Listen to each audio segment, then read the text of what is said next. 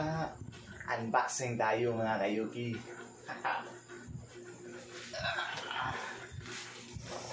Dumating na ang ating RCB na handle brake, kung tama ako. Tapos Zenlo na MDL. Ito naman, hulaan nyo to mga kayuki kung ano to. Medyo mabigat. La, la, la.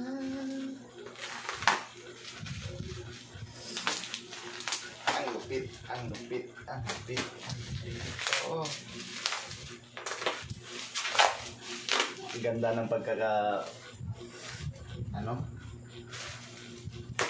packaging niya, no? Yeah. Yan. Yeah.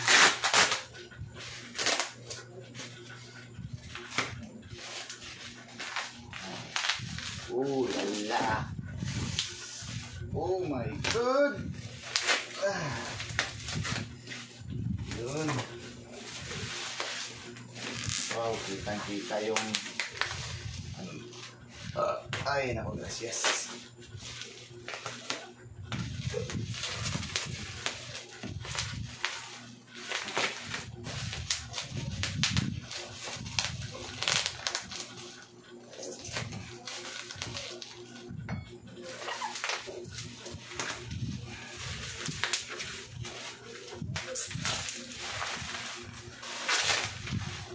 Wow.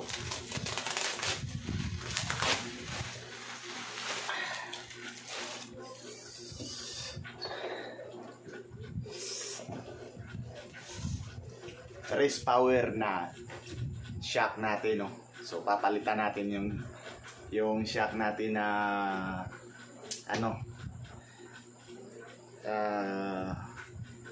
ang tawag doon. Race power mga kayuki. Sana maganda to, no? So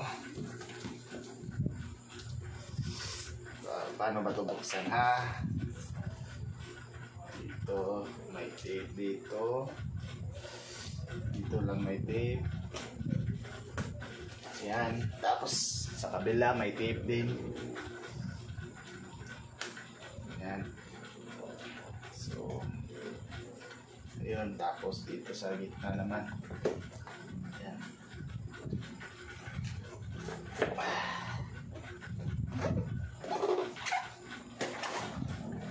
Wow. So ayun, meron siyang protection sa item natin, no? Tapos may warranty card tayo galing Race Power. Baka may faulty o factory defect, so may warranty card tayo, no? So premium na premium yung Race Power na nakuha natin mga kayuki. Oh my God, ang saya.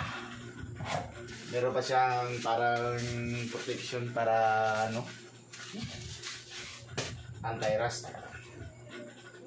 Tapos galing sa seller natin.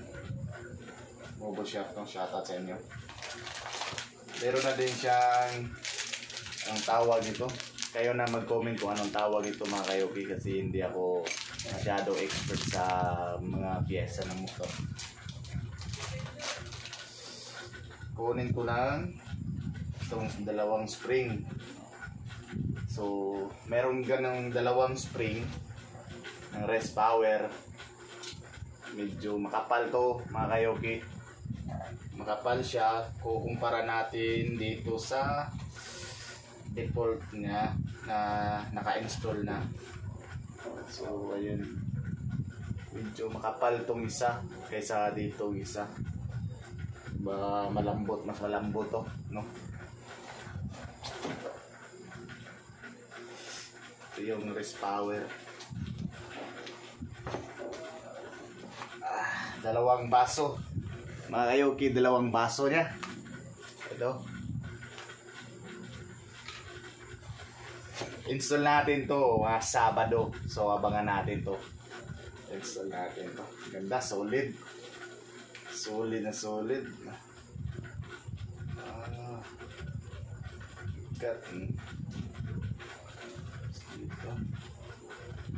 Fully adjustable pala to mga kayoki, oh.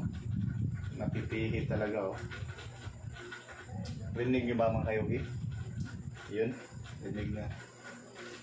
Yun.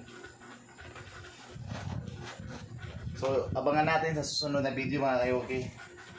I-install natin tong ano, Sabado na. Ngayong Sabado. Excited na ako! Alright!